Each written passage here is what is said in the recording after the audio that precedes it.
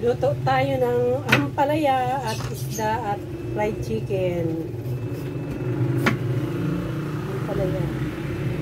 Malagay ng ampalaya ngayon.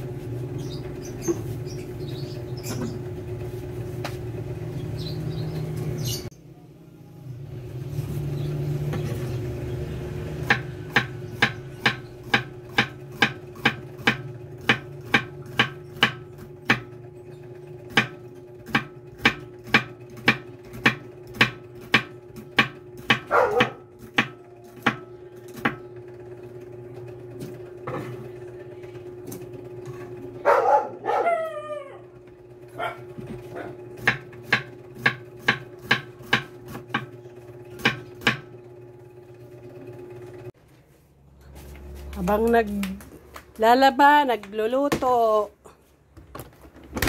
Kuhanin na natin to.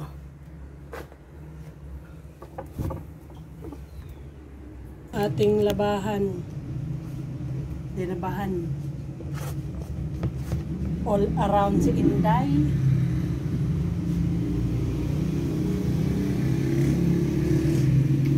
Habang mainit.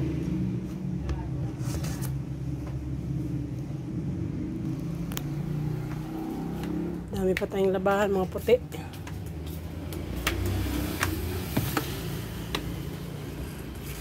Ayan na yung nalaba ko.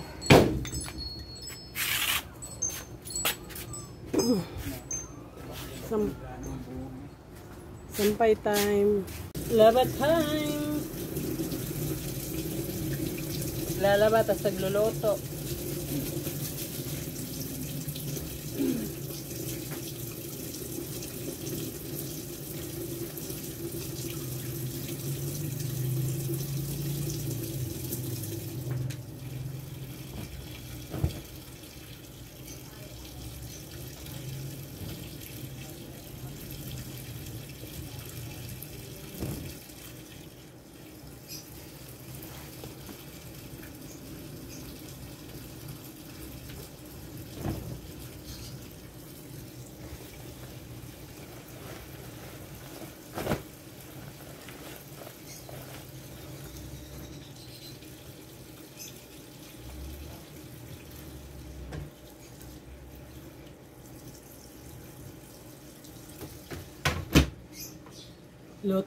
Magluto na tayo. Yan ang ating menu for today. Pritong tilaps. Ampalaya. Tinapay-sahog ko sa ampalaya.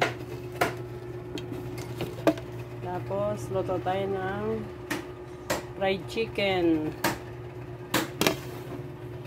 Unahin ko muna ang ampalaya. Ito. Yan ang itlog.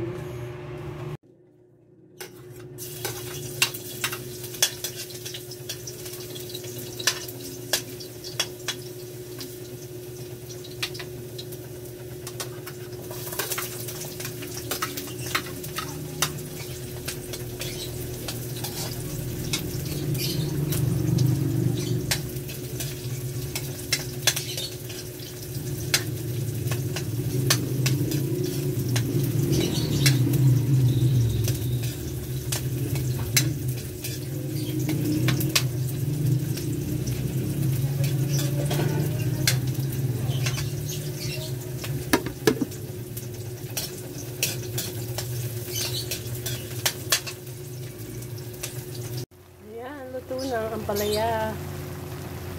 Sunod natin ay prito.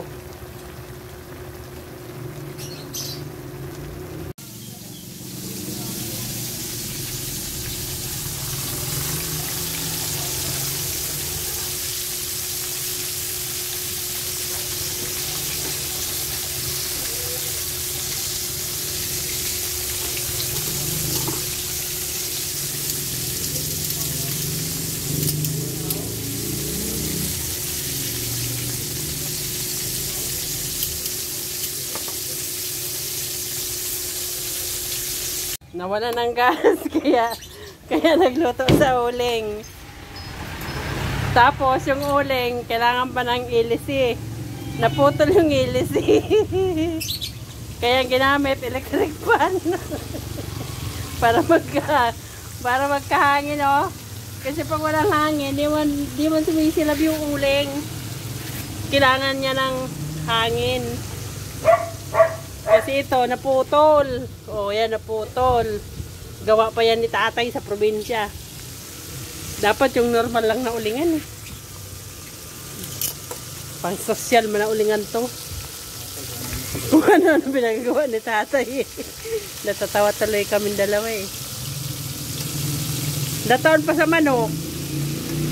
Doon pa nawala ng gas. So, buti lang daming uling na bao.